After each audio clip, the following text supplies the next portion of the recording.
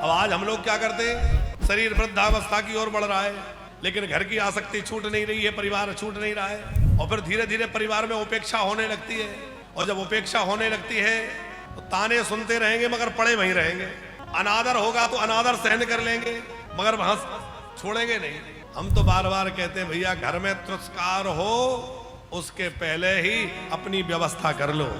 आज सब कुछ बढ़िया चल रहा है, हमें लगता है अरे हमारे घर में तो सब ठीक है, पर आगे क्या स्थिति बनेगी आप विचार करिए।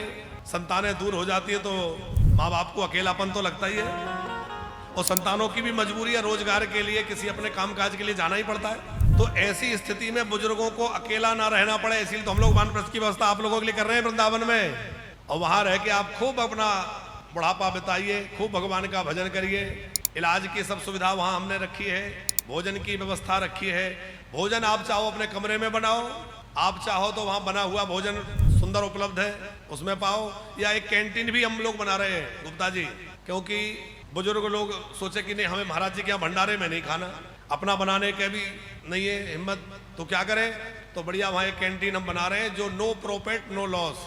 उसका उद्देश्य कमाई नहीं है, वो यह कि हमारे जो बुजुर्ग वहाँ रहे, चूंकि 550 कमरे हैं तो लगभग 1800 लोग रहेंगे, फिर इतने लोगों की सेवा के लिए उतने कर्मचारी रहेंगे, तो सबकी व्यवस्था वहाँ ठीक ठाक बनी रहे, इसलिए हम वहाँ एक कैंटीन बना रहे हैं जिसमें लागत मूल्य पर भोजन मिले।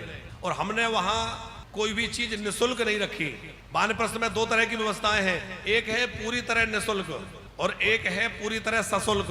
जो निःशुल्क है वो क्या है, जो ऐसे बुजुर्ग हैं जिनको उनके परिवार ने छोड़ दिया, या बच्चे नहीं हैं, या बच्चे नहीं रख रहे हैं, जो बेचारे कुछ जिनके पास नहीं है, उनको रहना फ्री, भोजन फ्री, दवाई फ्री, उनका सब कुछ निःशुल्क होता है। तो वानप्रस्थ में ये दोनों तरह की व्यवस्था है, निःशुल्क और सशुल्क। सशुल्क क्या है, बोले कोई चाहता है नहीं हमें तो भैया हॉल में नहीं रह सकते, दोनों पति पत्नी के लिए अलग से कमरा मिल जाए और हम दो अपने कमरे में रह के बढ़िया भजन करेंगे, आनंद से रहेंगे, तो उनसे फिर कमरे की कुछ लागत मूल्य थोड़ा जमा कराया जाता है। यद्यपि बहुत ज्यादा पैसा नहीं जमा कराया जाता, क्योंकि कमरा बनाने में तो बहुत पैसा लग जाएगा, लेकिन उनसे एक नॉमिनल चार्ज वहां जमा कराया जाता है, जिससे आश्रम की व्यवस्थाएं संचालित होती रहें। उस कक्ष के लिए कुछ राशि वो जमा करते हैं, उसके बाद वो कक्ष उनको दे दिया जाता है, उनके लाइफ टाइम उनके पास रहेगा जब तक उनका जीवन है, दोनों पति पत्नी वहां रहे।